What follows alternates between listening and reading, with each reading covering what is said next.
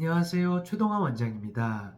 오늘은 제가 만성 설사를 치료할 때 어떻게 처방하는지를 통해서 만성 설사에 대한 저의 생각, 그리고 한의학 처방에 대한 저의 생각을 나누어 보겠습니다.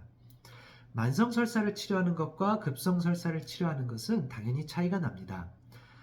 제가 만성 설사를 다스릴 때 사용하는 방법은 먼저 사법, 즉 독소를 빼내는 사법을 쓰고요. 그 후에 이어서 보법, 즉 비장과 위장을 보하고 따뜻하게 하는 보법을 사용할 때가 많습니다. 변비 환자가 오셨을 때 변을 나가게 하는 목적으로 사용하는 처방으로 도인승기탕이라는 처방이 있습니다. 변비가 심한 경우에도 일단 이 처방을 사용하면 변이 나가는 효과를 기대할 수 있는 경우가 많습니다. 변비가 없는 일반적인 분들이 이 약을 드시면 대변을 하루에 두세 번 묽게 보고 설사를 유발하는 경우가 많습니다. 그런데 재미있는 것은 만성 설사를 치료하기 위해서 이 약을 사용할 때가 있다는 것입니다. 설사를 치료하기 위해서 설사를 유발할 수 있는 약을 쓴다는 것이 이상하게 들리실 겁니다.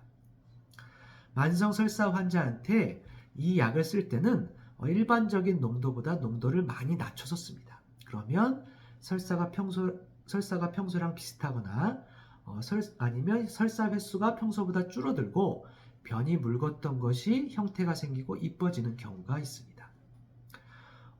설사를 치료하기 위해서 설사를 유발할 수 있는 이런 약을 쓰는 이유는 내가 평소에 설사를 하는 것이 그 원인이 내부적인 독소 때문인 경우가 있기 때문입니다.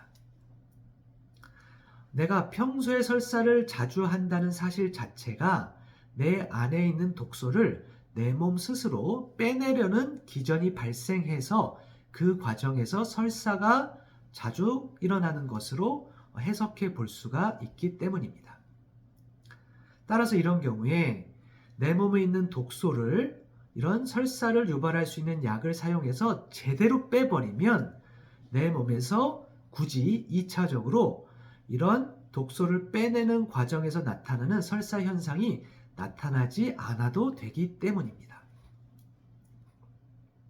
이런 관점에서 보면 만성 설사를 치료한다는 것이 설사가 난다고 해서 그것을 막는 개념이 아니라 내부적인 원인이 되는 독소를 제대로 빼버리면 굳이 그 독소 때문에 나타났던 평소에 나의 계속적인 설사, 독소를 빼내기 위해서 나타났던 계속적인 설사가 굳이 나타나지 않아도 되고 결국 설사를 치료한 효과가 나타날 수 있다는 것입니다. 그래서 이런 독소를 제대로 빼기 위해서 이런 설사를 유발할 수도 있는 약을 사용하는 것입니다.